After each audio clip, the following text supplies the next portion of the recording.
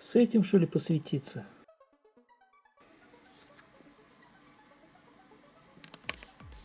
А этот?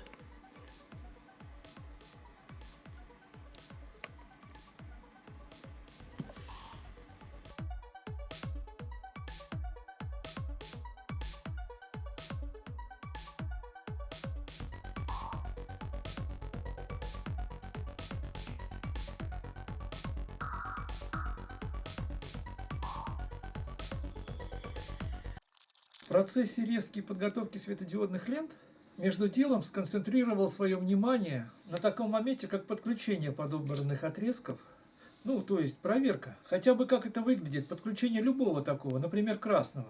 Сконцентрировал он свое внимание. О-хо-хо-хо. Ох, и сколько же тебе для этого необходимо подготовить средств? Подбор самих лент – первое, поиск электрического адаптера для них – второе, расчет нужного количества и выбор цветового решения для устройства такого света – три, четкое представление о том, как все это скомпоновать – четвертое, арматура, на чем такое будет держаться – пять.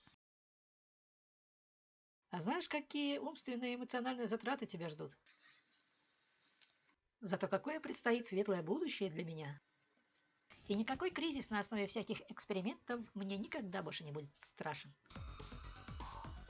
Это видео стало возможным благодаря стремлению изучить выращивание микроводорослей.